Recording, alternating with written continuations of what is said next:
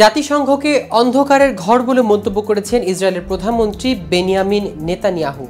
শুক্রবার যুক্তরাষ্ট্রের নিউ ইয়র্কে জাতিসংঘের সাধারণ অধিবেশনে দেয়া বক্তব্যে এই মন্তব্য করেন তিনি। কিন্তু কেন এমন মন্তব্য করলেন নেতানিয়াহু? এর দ্বারা জাতিসংঘের কোন বিশেষ দিককে ইঙ্গিত করেছেন তিনি? এই নিয়ে বিস্তারিত থাকছে আজকের প্রতিবেদনের বাকি অংশে। কেটিভি গ্লোবাল চ্যানেল থেকে আপনাদের সাথে আছি আমি মাহমুদুর রহমান সিয়াম। নেতানিয়াহু বলেন, গত দশকে ইসরায়েলের বিরুদ্ধে জাতিসংঘের সাধারণ পরিষদে বিশ্বের অন্যান্য দেশের তুলনায় বেশি প্রস্তাব পাশ হয়েছে। জাতিসংঘ হলো অন্ধকারের ঘর। তিনি বলেন, গাজায় চলমান যুদ্ধে সম্পূর্ণ বিজয় না হওয়া পর্যন্ত লড়াই চালিয়ে যাবে ইসরায়েল। অবশ্য নেতানিয়াহু মঞ্চে ওঠার পরপরই ওয়াক আউট করেন বেশ কয়েকজন বিশ্ব নেতা ও প্রতিনিধি। তবে এ সময় তার সমর্থকদের উল্লাস করতে দেখা যায়।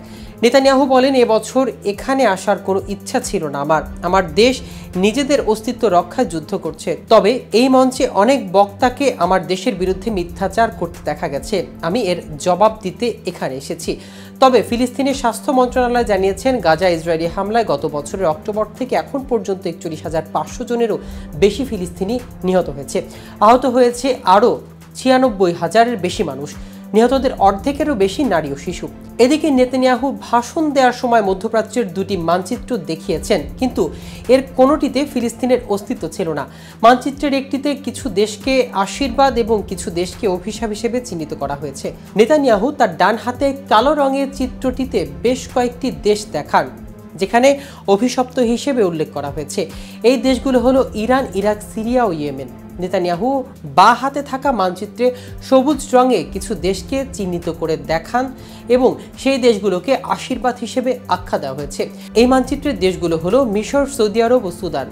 এমনকি মানচিত্রে ভারতকেও নির্দেশ করা হয়েছে এবং দেশটির আংশিক মানচিত্র আঁকা হয়েছে সবুজ রঙের। আশঙ্কার বিষয় হলো, ইসরায়েলি প্রধানমন্ত্রী অভিশপ্ত ও আশীর্বাদ তুল্য যে দেশ চিহ্নিত দুটি মানচিত্র দেখিয়েছেন তার একটিতেও ফিলিস্তিনের নাম নেই, যেন অস্তিত্বই নেই। তার দেখানো মানচিত্র থেকে ফিলিস্তিন যেন বেমালুন গায়েব হয়ে গেছে।